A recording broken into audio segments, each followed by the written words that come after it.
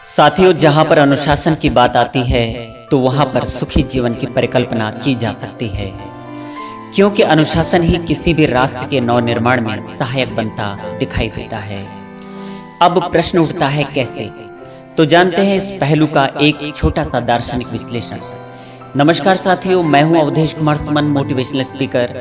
एक बार पुनः उपस्थित हूं एक और विश्लेषण के साथ। आप देख रहे हैं लक्ष्य भेद यूट्यूब चैनल।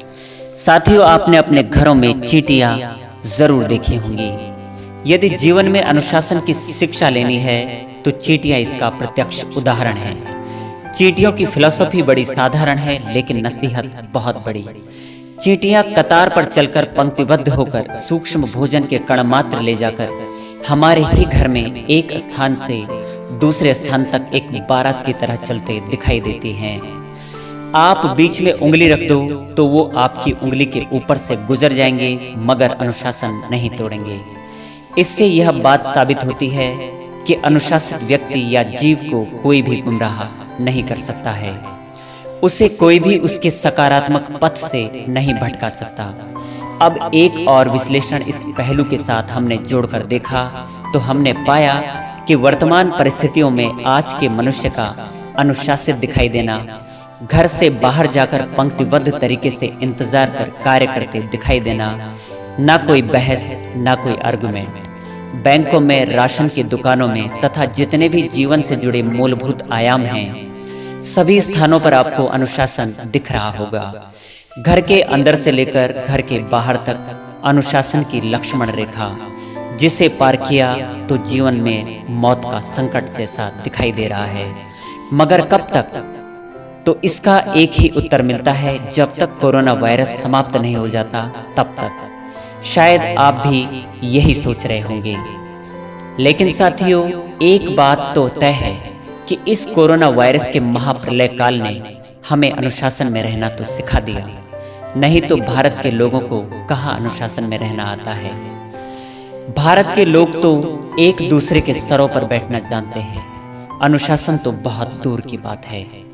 आज कुछ लोग कह रहे हैं कि बड़े बड़े विकसित देश अमेरिका, इटली, फ्रांस, स्पेन आदि अनुशासित थे तो सबसे ज्यादा मौतें वहीं क्यों हो रही हैं? जितने मुंह उतनी बातें। लेकिन वे इस बात से अनभिज्ञ हैं कि उन देशों में लॉकडाउन चाहे कितने भी महीनों तक रहे, लेकिन वहां लोग भूख से नहीं मर सकते।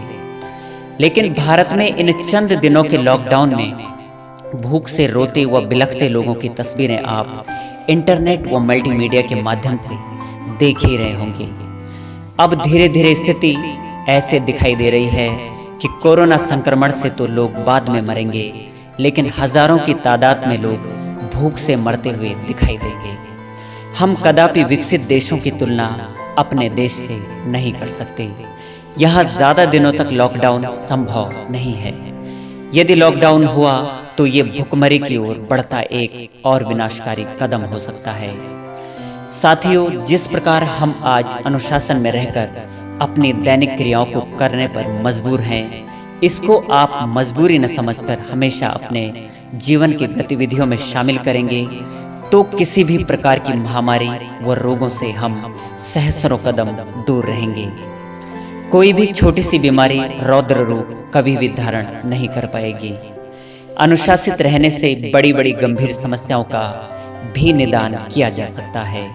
कुल मिलाकर किसी भी विषम परिस्थिति को जानने की कोशिश करते रहना और उसको जीतना तभी संभव है जब तक अनुशासन में रहकर उस पर खरे न उतर सकें। आज कोरोना वायरस हमें अनुशासित रहने की प्रेरणा दे रहा है, जिसका पालन हम आगे भविष्य में भी करते रहें तो सारी कायनात सुरक्षित और स्वच्छंद जीवन यापन कर सकेगी। अन्यथा बिना अनुशासन से कोई विषाणु संपूर्ण मानव जाति का सर्वनाश कर सकता है।